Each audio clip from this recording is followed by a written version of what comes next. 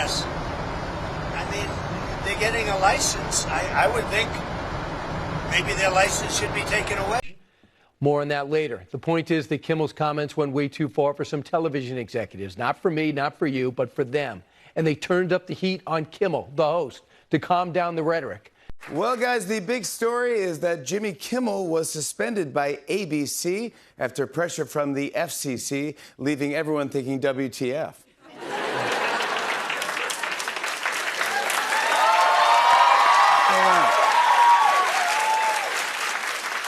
This morning, I woke up to 100 text messages from my dad saying, "I'm sorry they canceled your show." I go, "That's not me.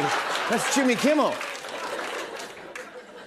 But to be honest with you all, I don't know what's going on. And no one does. But I do know Jimmy Kimmel. And he's a decent, funny, and loving guy, and I hope he comes back.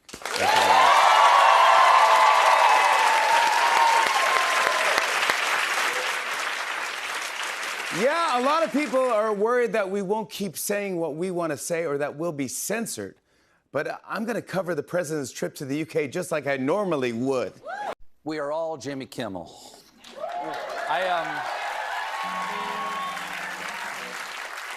I still have a show, though, right? Okay, good. Yesterday, after threats from Trump's FCC chair, ABC yanked Kimmel off the air indefinitely. That is blatant censorship, and it always starts small. You know, remember, like, in week 1 of his presidency, Gulf of America. Call it Gulf of America. Sure, seems harmless, but with an autocrat, you cannot give an inch. And if ABC thinks... If ABC thinks that this is going to satisfy the regime, they are woefully naive. And clearly, they've never read the children's book, If You Give a Mouse a Kimmel. And to Jimmy, just let me say, I stand with you and your staff 100%. We have another fun, hilarious, administration-compliant show. All this swirling around, are the naysayers and the critics right? Is Donald Trump stifling free speech? Of course not, John. Americans are free to express any opinion we want.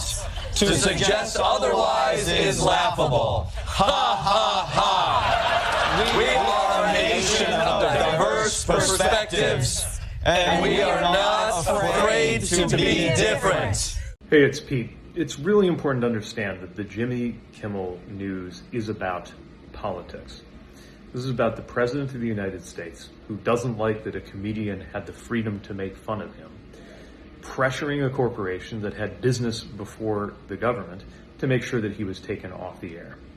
And there's something I want to say to any of the business leaders who are being dragged across one red line after the other, who are going along with it because they think it's going to help them or because they think it will get the Trump administration off their back. You need to understand that this is a one-way trip, that sooner or later, if you play this game, you will have even less room for maneuver in the future. They didn't stop at the law firms. They didn't stop at the universities. They didn't even stop with the comedians. They are not going to stop until they have total power. And if you try to ride this tiger as a business or organizational leader, sooner or later, it will eat you.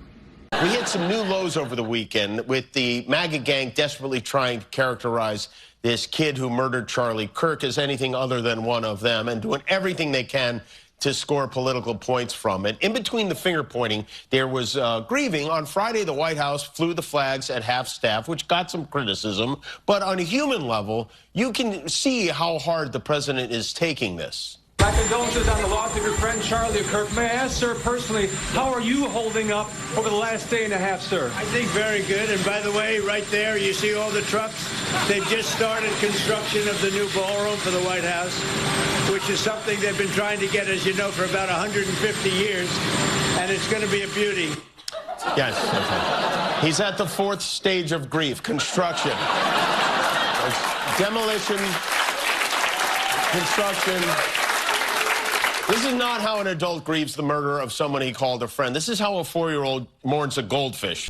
Jimmy Kimmel's suspension has sparked a national storm, with Donald Trump praising the move, Barack Obama warning of government coercion, and media voices across the spectrum weighing in. But what does this clash mean for free speech, late-night comedy, and the future of broadcasting in America?